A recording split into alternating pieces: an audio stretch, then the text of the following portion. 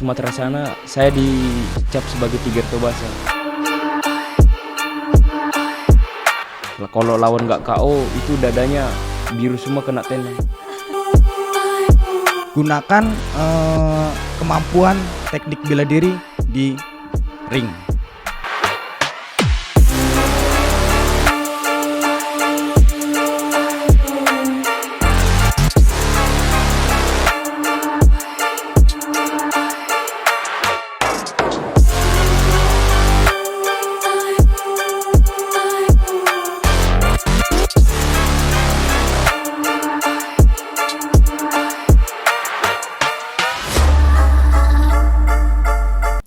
Hidup memang penuh dengan perjuangan, dan dalam perjalanannya, impian adalah bahan bakar menuju cita-cita.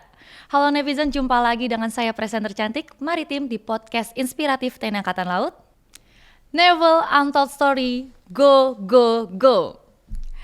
Prajurit TNI Angkatan Laut tidak pernah bosan untuk terus menorehkan prestasi. Termasuk abang-abang yang sudah hadir di sini, yang bertubuh atletis dan pastinya pada tampan-tampan nih. Yang udah hadir menemani saya di studio Sagoro 1. Halo, selamat pagi semuanya.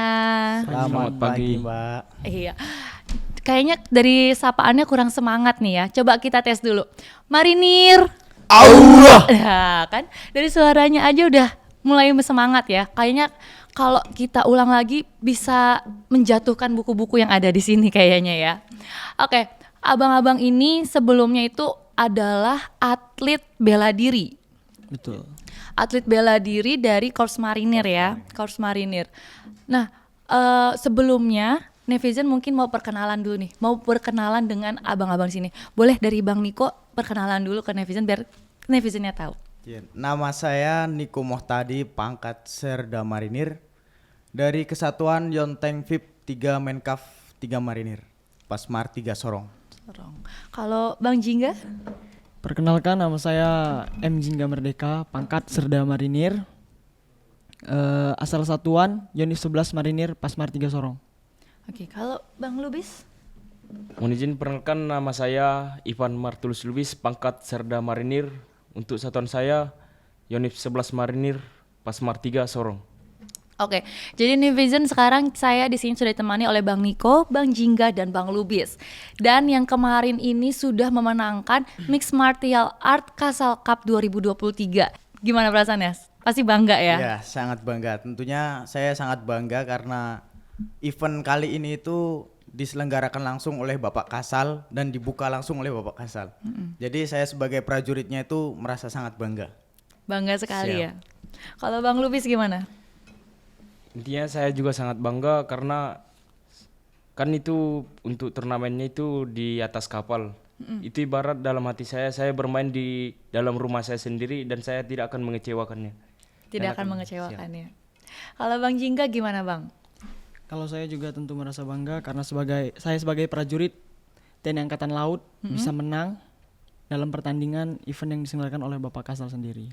Iya, Mixed Martial Art ya. Iya. Mungkin banyak masyarakat umum atau netizen ini tuh yang belum tahu Mixed Martial Art itu apa sih? Kalau Mixed Martial Art itu sendiri punya artian suatu olahraga yang menggunakan kontak fisik dengan menggunakan beberapa teknik campuran seperti pukulan, bantingan, tendangan, dan berbagai macam bela diri mungkin. Berbagai macam bela diri ya, dicampur jadi satu. Iya. Masukin mangkok nggak biar seger? Boleh kasih es. Iya, kemarin itu kan pelaksanaannya di atas KRI. Iya. Udaranya malam, angin kenceng laut. Itu gimana perasaannya? Untuk perasaannya memang yang pertama kami juga mikir ini Oktagon bakal tahan gak ya, karena kan di atas kapal gitu kan. Di atas kapal. Karena baru pertama kali itu main di atas kapal. Tapi udah percaya aja pasti. Yang kedua jadi kita kan main ditonton Bapak Kasal nih. Dan saya juga tidak akan memalukan. Apalagi saya seorang marinir, suatu kebanggaan itu sangat tertanam dalam diri saya. Sangat tertanam ya. Jadi nggak mau mengecewakan Bapak Kasal. Dan tidak akan mengecewakan Bapak Kasal. Benar. Kalau Mas Niko gimana nih Bang? Ya, kalau di atas kapal apalagi di laut itu kan dingin ya, apalagi malam kan. Iya, apalagi tarungnya kan Iya. pakai bajunya. Terus kita itu kan sering latihannya kan sore kalau nggak siang kan panas. Itu ada kayak perasaan tersendiri lah, rasanya itu grogi juga di depan Bapak Kasal juga, ada rasa beban untuk harus menang ini karena lawannya kan juga sipil kan, harus menang lah karena kita kan seorang prajurit. Prajurit, suatu kebanggaan Iya, ya. suatu kebanggaan. Kalau Bang Jingga gimana perasaannya? Canggung, panik atau gimana? Kalau saya sih biasa aja ya, karena kalau cuaca dingin itu biasa bagi marinir. Iya. Apalagi mental jangan ditanya lah. Duh, kalau marinir. Ya, ini tuh abang-abang udah berapa lama sih berlatih MMA? Udah berapa lama Bang Jingga? Saya. Siap Bang Jingga. Kalau saya sih menekuni MMA itu sekitaran baru 4 bulanan.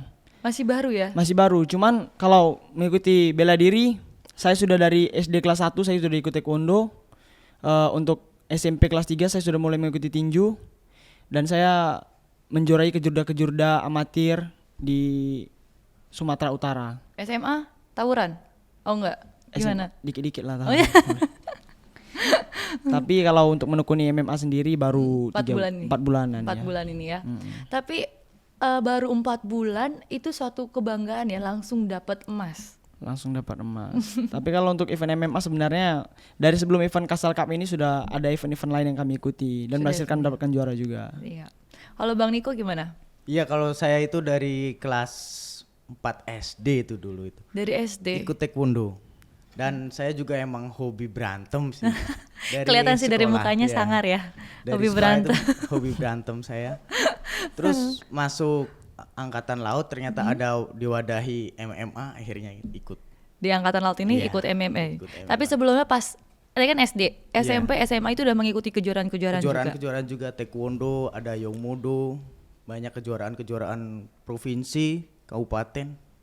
Emang udah terlatih jadi fighter dari kecil Iya. ya. Karena suka berantem sih. Tapi berantemnya yang Yang berprestasi, positif, ya. yang menghasilkan prestasi ya. Kalau Bang Lubis dari kapan nih? Dari kelas 1 SD? Kalau saya sudah menekuni hidup di bela diri itu mulai di duduk kelas 2 SMP. 2 SMP. Bela diri saya itu di waktu SMP itu Susanda itu bela diri dari Cina yang artinya pertarungan. Pertarungan. Pertarungan itu ibarat tidak beda jauh lah dari MMA. Dan saya mengikuti tekun latihan MMA ini mulai dari awal kelas 3 SMA dan sampai sekarang. Sampai sekarang. Dan berarti dari kalau Bang Niko, Bang Jingga kan dari SD sudah menggeluti. Kalau Bang Lubis baru terinspirasi gitu pas SMP-nya. Baru terinspirasi dari SMP-nya. Kenapa tiba-tiba pingin jadi atlet bela diri? Karena gini, waktu SMP saya sering berantem juga tapi dikeroyok sama orang, nggak pernah satu lawan satu. Latar belakangnya sama ya, suka berantem ya. Karena sering dikeroyok orang jadi mikir udah masuk bela diri aja biar ngasah kemampuan Untuk juga. pertahanan diri juga Untuk ya. pertahanan diri juga. Terus kan MMA ini kan adu tinju lah, Baku pukul. baku pukul ya. Kenapa pilih ini, kan sakit gitu loh dipukulin. Kenapa pilih ini? Kenapa Bang Niko? Ya kalau sakit ya emang sakit karena namanya dipukul kan, Iya. ditendang itu sakit. Tapi itu sudah jadi resiko fighter, apalagi kita seorang marinir petarung kan. Nah itu sudah biasa, itu makanan sehari-hari kita itu. Tapi dari resiko cedera itu kan, itu bisa kita tangani dengan sering berlatih. Nah karena latihan akhirnya kita tidak cedera. Jadinya tidak cedera. Iya, Tapi pernah nggak cedera yang parah gitu, pernah nggak Bang Niko? alhamdulillah belum pernah. Belum pernah, jangan sampai. Jangan sampai Jangan pernah. sampai ya. Iya. Sehat-sehat ya. Kalau Bang Jingga, kenapa pilih MMA? Padahal itu kan ya itu tadi baku hantam. Kalau saya sih sebenarnya kan karena memang sudah dari kecil suka bela diri kan, suka bela diri dari Suka bela diri apa suka berantem tadi bilang? Suka berantem. dikit-dikit berantem bebas lah. Suka bela diri kan. Jadi kalau saya ini kan sudah mencintai bela diri yang saya cintai sendiri seperti MMA ini kan. Iya. Jadi menurut saya mau risiko sebesar apapun itu tidak masalah. Bukan hal yang perlu ditakuti bagi saya karena saya seorang marinir juga. Mental. Ya. Intinya mental geradak habis. Geradak kayak. Tapi pernah cedera juga nggak? Kalau saya pernah robek di bagian bibir kiri. Bibir kiri. Ini di bagian dalam juga. Sekitar 29 jahitan Aduh. pada saat kejurda tinju di Sumatera Utara. Jadi awalnya itu cerita saat bertanding pelindung gigi saya lepas, dipukul, dia kasih pukul sapu bibir lagi. Oh, pas udah lepas dipukul lagi. Iya, pukul lagi terkena gigi taring kan, robek. Robek. 29 jahitan. Susah makan dong. Pakai sedotan, makan bubur. Pakai sedotan. Iya. Oh. Berapa lama itu? Untuk pemulihan sebenarnya dari dokter sih 2 bulanan, tapi karena memang orangnya kan agak-agak tengil lah. Mental ya. Mental aja. Mental aja. Mental aja. Kalau Bang Lubis gimana nih? Kalau saya memilih MMA ini karena yang pertama untuk cara bertarungnya sangat agresif dan itu sangat bikin saya tertarik gitu. Karena untuk pertarungan untuk laki-laki kan yang memang laki-laki bertarung itu kan banyak dicari orang gitu kan. Oh. Primadona ya.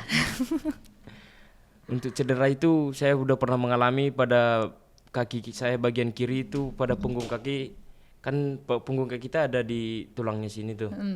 Sampai sekarang ini udah nggak bisa kembali lagi, udah gabung ke kelingking kiri. Jadi untuk jari kaki saya yang sebelah kiri nggak bisa ditekuk lagi gini. Kan kalau kita kan bisa tekuk gini. Kalau ini cuma diginikan aja nggak bisa karena tulangnya ini udah lari. Kenapa nggak ditahan? Kenapa dia lari? Udah bergeser gitu. Karena nggak cinta lagi mungkin. Aduh. Dan itu saya mengalaminya untuk penyembuhan itu selama 2 bulan penyembuhan kakinya. Tapi sampai sekarang nggak bisa Kembali lagi. dia. Udah dibawa kemana-mana nggak bisa kembali. Udah nggak bisa kembali lagi. Nggak bisa. Ya udah nggak apa-apa. Bisa. Ya Nevizan, keren banget ya nyalinya abang-abang ini sebagai petarung itu memiliki mental yang luar biasa banget. Terus pas lagi pertandingan, ada nggak hal-hal yang tidak diinginkan itu terjadi gitu?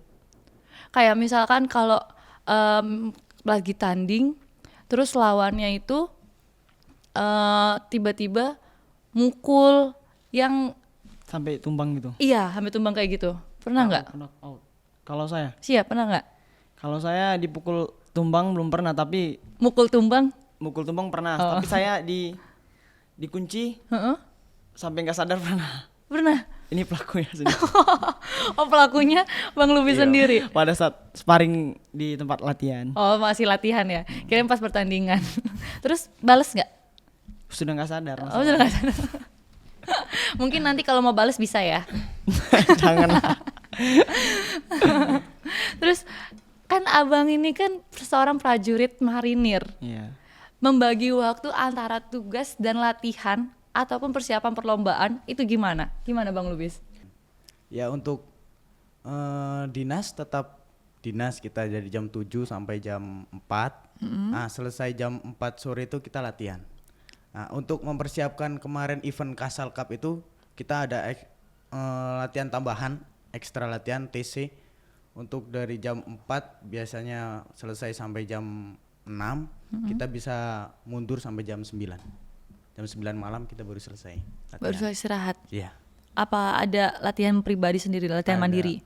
Latihan tetap bareng-bareng di Sapu Jagat, Sasana Sapu Jagat Fighter di Boxing Camp Cilandak. Oke. Di sana kita latihannya di sana. Di sana semuanya ya, jadi satu Semuanya. semua di situ. Iya. Menggeluti bela diri itu dari SD, Dari SD. Bang Jingga dari SD, Bang Lubis dari SMP. Dari sini. Pernah ikut kejuaraan apa aja, Bang Niko? Oh, kalau waktu sipil banyak. Ada Banyak. Popda, ada Kejurda, Kejurprov, terus Praporprov, Porprov juga pernah. Pernah semuanya. Pernah semua. Sampai masuk ke marinir masih ikut kejuaraan itu juga. Marinir baru pas datang ke sini. Baru ke sini. Iya, ikut kejuaraan kickboxing di Semarang, ada wusu, ada tarungga juga. Oh Tarungga yang Iya, kemarin itu. iya. Oke. Kalau Bang Jingga gimana Bang? Kalau saya pernah SD tuh menekuni taekwondo sampai SMP. Ya juara 1 Kejurda Sumut, Provinsi Sumut. Pokoknya kejuaraan-kejuaraan daerah lah sering. Kalau mulai dari SMA sampai mau daftar tentara, saya menggeluti olahraga tinju. Dan setelah jadi marinir, saya ingin menyatukan bela diri saya dan pelajari bela diri lain untuk ikut MMA. MMA. Oke, kalau Bang Lubis? Kalau saya untuk kejuaraannya mulai dari sipil saya sudah mengikuti kejuaraan nasional khusus Anda, kejuaraan provinsi, dan saya juga puji Tuhan dapat menyabit medali emas semua karena sempat ditakuti di khusus Anda juga. Wow. Salah satu yang ditakuti ya. Seperti yang pada nama panggilan saya itu yaitu Tiger Tobasa, harimau Tobasa. Oh. Dan di khusus Anda itu di Sumatera sana saya dicap sebagai Tiger Tobasa, Apa itu artinya Tiger Tobasa? harimau Tobasa. Tobasa itu Toba Samosir. Tobasa Oh, Mosir. Tobasa Samosir.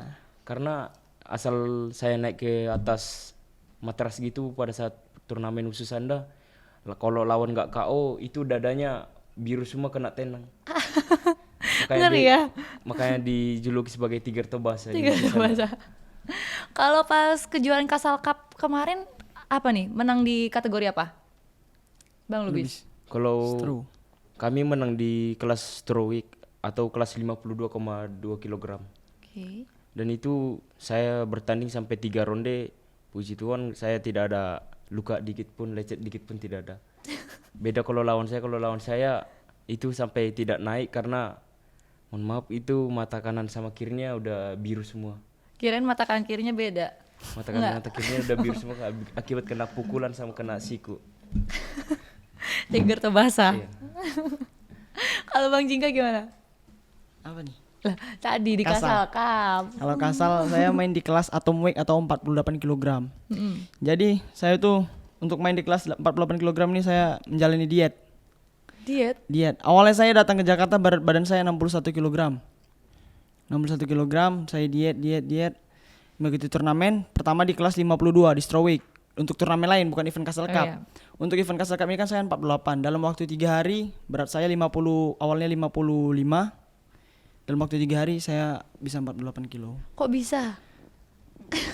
Iya karena Dietnya- kemauan. Oh, Kemauan mungkin ya. Kemauan. Iya, kemauan. Diet, bener-bener diet 3 hari. Bener diet. Jadi saya nggak makan nasi sama sekali, nasi putih. Saya makan buah. Mm-mm. Ya kadang kalau kalau malam tidak makan untuk jaga pola makan. Tapi ya tetap minum vitamin biar kuat stamina kan. Saya nggak makan nasi, lemes loh. Ini cuma makan buah ya. Makan buah. Itu tadi lah mentalnya ya. Oke, siap. aja. Siap, mental aja. Geradak. Kalau Bang Niko di kelas apa di Kasal Cup? Kalau saya di kelas Batam Weight 61,1 kg. Oke. Di situ saya juga melaksanakan diet. Diet saya 2 hari itu turun 4 kilo dalam 2 hari. Ini 3 hari, ini 2 hari. 2 hari. Diet ketat juga. Diet ketat dari 65 Mm-mm. masuk ke 61. 65, 61. Iya. Itu 2 hari. 2 hari nggak makan nasi, lari siang. Puasa. Pakai sauna.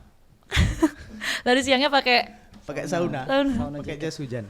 oh, Lari-lari di Cilandak sana. panas banget itu. Tapi Siang-siang. ya, mental aja kan. Iya, balik lagi mental aja ya. Mental aja. Emang mentalnya abang-abang ini luar biasa ya. Jadi ini Kak, pengalaman kami pertama pro debut MMA profesional. Oh.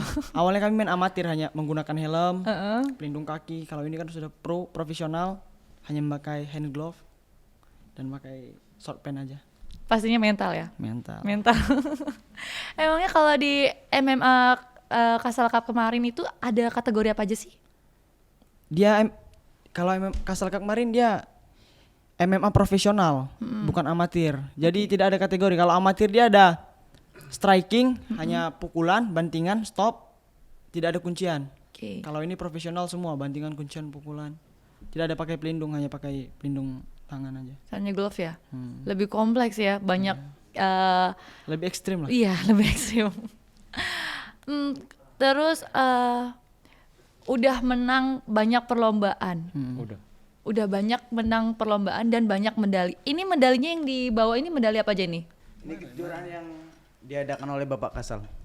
Yang- di atas KRI Semarang dan Suharto. Suharto. Oh, kemarin ya. Iya. Itu dapat emas semuanya Dapat ya. emas semua. Luar Alhamdulillah, biasa ya. Terus ini apa nih yang di map biru ini? Ini piagam penghargaan dari Bapak Kasal. Oke. Beserta ada tertera campnya juga. Sapu jagat. Sapu jagat fighter. Iya. Oke. Berarti ini abang-abang ini dapat medali emas semua dan piagam ini ya. Oke, peserta Bantam Week MMA Piala Kasal tahun 2023. Iya. Sapu jagat fighter Jakarta. Oke. Ini udah menang di Kasal Cup kemarin. Terus tadi kan MMA itu apa aja sih yang digabungkan? Bela diri apa aja yang digabungkan dalam MMA itu? Untuk di MMA itu bela diri yang di dalamnya itu terdiri dari wushu sanda yaitu pukulan sama tendangan, jiu-jitsu itu kuncian, sama karate, taekwondo yang menganut semua tendangan, Oke. Gulat juga, gulat. dan ada juga gulat. Intinya segala Semuanya. organ tubuh yang bisa Organ digunakan tubuh. untuk berkelahi lah. Pundak pun ikut. Ikut. Ikut. Terus tadi kan ada MMA profesional dan amatir. Itu bedanya apa tuh, Bang? Jadi kalau amatir dia masih menggunakan pelindung. Pelindung kepala, head guard namanya kan. Head guard, pelindung kaki itu amatir dan waktunya itu 3 ronde. Dalam satu ronde itu waktunya 3 menit. Kalau kalau amatir juga dia kalau amatir misalnya ada event. Dia tidak hanya sekali bertanding. Kalau amatir dia langsung misalnya diselesaikan hari ini eventnya. Misalnya satu hari ini bisa sampai 4 kali bertanding untuk sampai final. Jadi 4 kali berantem baru sampai final. Kalau MMA Pro dia hanya sekali bertanding. 3 ronde itu ya. Jadi sebenarnya tidak ada juara, dia hanya ada menang, ada kalah. Oke. Kalau pro dia tidak menggunakan head guard, tidak menggunakan pelindung kaki, hanya menggunakan hand glove saja. Itu pun hand glove-nya yang tidak ada busa di depannya. Cuman bagian sininya aja. Iya. Dia busanya tipis, jadi kalau kena rahang gampang KO. Terus kalau pro dia 3 ronde kali 5 menit. Jadi berantemnya itu 15 menit. Capek ya. Tapi kalau misalkan sebelum 5 menit lawannya itu atau musuhnya itu udah tumbang duluan, gak apa-apa kan? Ya enggak Apa harus dibangunin dulu? apa-apa kali lah. Oke, kemarin pas MMA Kasal Cup kemarin menang di kategori apa aja? Atau ada yang ini enggak cerita menarik gitu pas MMA kemarin? Ada nggak? Ada pastinya. Bang Lubis nih kayaknya punya nih cerita nih. Kalau waktu di Kasal Cup itu untuk mainnya itu kan selama 3 ronde. Itu rekan-rekan saya seperti rekan saya Jingga kan itu mainnya 1 ronde dan perlu hitungan cuma menit toh. Sedangkan saya sampai full ronde itu sampai ronde ketiga. Kok bisa? Itu mainnya baku pukul terus di bawah. Karena kan di ronde pertama itu awalnya saya ngajak dia main atas dulu. Karena saya udah optimis dan pasti menang. Oke. Dari power juga saya menang. Makanya saya main atas dulu mau ngajak dia jual beli pukulan. Biar Lu seru jual dilihat gak kan. beli? Iya. Di situ saya udah ngasih pukulan, dia malah ngajak saya ke bawah itu. Oke. Digulat ke bawah. Ya saya juga nggak mau kalah. Saya tahan dulu baru saya kasih elbow, saya kasih pukulan. Di ronde 2, abang saya official saya itu menganjurkan saya untuk main di atas saja. Oke. Karena main bawah itu nggak segampang yang kita pikirkan. Tak Cuma asal segampang mukul itu. itu. Kan kalau orang nonton itu kan udah pukul itunya, pukul mukanya, pukul perutnya itu kan butuh tenaga juga untuk mukul. Abang saya itu bilang, udah ronde 2 kau laden di atas ya. Siap bang. Itu ronde 2 saya sudah main atas, sudah main pukul tendang. Di situ juga dia langsung main gulat saya, digulat, diajak ke bawah lagi. Oke, saya ladeni main bawah. Oke. Saya kasih pukulan, sikut juga sampai ronde 3 juga gitu dan pada akhirnya dihentikan wasit karena waktunya sudah habis. Di situ wasit kan untuk mengumumkan pemenang harus diangkat dulu tangan yang mana kan, dari sisi mana. Kebetulan saya di situ dari sudut merah. Sudut merah. Di situ lawan saya pada saat didirikan wasit udah nggak sanggup lagi. Karena Udah yang lemas. pertama tenaganya sudah habis, Iya. mukanya sudah babak belur semua, pasti malu lah ya kan. Iya. Di situ ofisialnya juga langsung bawa dia ke tempat medis gitu. Langsung dibawa ke medis. Iya. Jadi saya pengumuman pemenang itu kayak ibarat menang WO gitu. Padahal ada lawannya gitu Ada 3 ronde. lawannya. di situ juga saya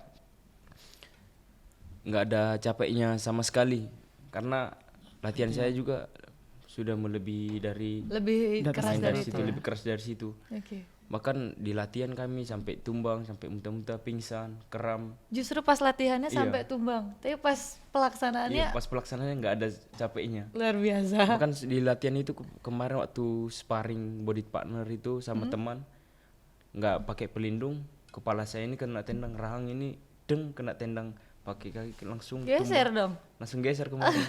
Itu langsung jatuh ke bawah. pas ke latihan. matras. Iya, langsung jatuh. Kita itu nggak sadar. Sadarnya malahan pas sadar itu saya nanya sama teman saya kena pukul atau kena tendang itu. Karena udah tendangannya itu udah nggak nampak lagi masuk ke rahang. Makanya kan banyak orang yang kena rahang, kena tendangan itu kan langsung KO. Dia itu sebenarnya nggak sadar lagi. Tadi bilang main atas, main bawah. Main atas itu batasnya dari mana sampai Main mana? atas itu bebas mau nendang kaki, nendang betis, nendang perut, nendang kepala juga bebas. Jadi kalau main atas itu hanya baku pukul dan baku tendang saja. Oh, bukan daerah yang dipukul atau ditendangnya ya? Iya. Oke, kalau main bawah? Kalau main bawah sudah itu dibanting, dipukul. dikunci Oh, di juga matras. boleh. Iya. Oke. Udah bulat-bulatan. Oke, berarti bedanya itu ya. Tadi tuh saya kira tuh main atas tuh bagian yang dipukul atau ditendang tuh bagian atas, sedangkan main bawah tuh yang kaki ke bawah kayak gitu. Kalau main atas itu memang bebas, pukul Bebas. ya nendang kaki, nendang muka juga langsung boleh. Itu yang namanya striking. Hanya dia hanya pukul tendang saja. Oke, oke. Oke, kalau dekat-dekat ini ada nggak kejuaraan yang mau diikuti, Bang Niko? Untuk bulan Januari itu ada audisi, infonya ada audisi Oke. One Pride. Oh, One Pride tadi ya? Iya. Oke. Itu sama kita lihat event kedepannya lagi aja. Event kedepannya. Iya. Berarti ini Bang Niko, Bang Jingga, Bang Lubis ini mau ikut audisi yang One Pride itu untuk Iya. jarak dekat ini ya? Jarak dekat. Dalam dekat ini. Terus pas MMA kemarin itu cara penentuan menang kalahnya itu gimana? Dari poin pukul titik yang mana? Untuk kalau striking kan pukulan, terus itu ada poinnya itu dari damage. Damage itu Itu kayak kita mukul dia ada Powernya. respon power kesakitan Oh, gitu. Nah, efeknya itu ya, ada efeknya ya. efeknya. Oke. Itu ada, kalau ada efeknya dia sampai jatuh itu bisa dapat poin 3. Oke. Kalau dia cuma masih nggak ada Nggak ada efek. Cuman cuman gini iya, doang. satu. Lagi cuma Oh, senyum satu. kan. Cuman senyum ngeledek dong. Terus yang poin tinggi itu apa aja? Poin-poin tinggi selain efek yang apa yang parah itu atau apa lagi? Poin tinggi ya tentunya kalau kita kayak fighter itu ya KO. KO itu udah paling Iya. tinggi ya? Udah Itu pasti. udah pasti. Udah pasti Ini karena juga- lawannya juga udah nggak bisa apa-apa lagi. Iya. Kalau poin tinggi itu percobaan kuncian walaupun gagal. Misalnya kita sudah mengunci lehernya. Iya. Kuncian itu simpulnya sudah benar misalnya. Sudah benar itu walaupun bisa dilepas dia itu termasuk poin. Oh. Walaupun nggak berhasil. Enggak, Kunci dia enggak, dengan- enggak nyerah. Nah, sudah bentuk pola kunciannya, udah tekniknya sudah benar, itu termasuk poin besar. Poin besar 3 juga poinnya. Enggak, bisa lebih itu. Oh bisa lebih. Oh, walaupun nggak berhasil ya, Iya. tapi tetap. Terus misalkan nih ke depan ikut event-event yang internasional, diberi kesempatan untuk ikut event-event internasional, persiapan apa aja yang bakal disiapin? Karena kan beda ya. Kemarin kan yang Kasal Cup kan di dalam negeri. Untuk internasional ada nggak persiapan tersendiri, Bang Lubis? Untuk persiapannya terutama dari latihan kami akan menyiapkan lebih matang lagi karena seperti untuk persiapan Kasal Cup ini aja kami sudah menyiapkannya sudah hampir 3 bulan Oke. untuk mengikuti Kasal Cup ini karena kami juga tidak akan mau mengecewakan juga karena kan yang ngadakan ini Bapak Kasal gitu. Kalau kami diberi kesempatan untuk main di ajang internasional, kami akan menyiapkan lebih matang lagi untuk porsi latihan kami juga akan kami perbaiki, akan kami koreksi untuk pola makan kami dan juga vitamin-vitamin yang akan masuk ke dalam tubuh kami. Iya. Untuk persiapan Kasal Cup aja sampai muntah ya. Sampai muntah Sampai muntah kram-kram. keram-keram. Untuk internasional lebih dari itu. Lebih dari situ.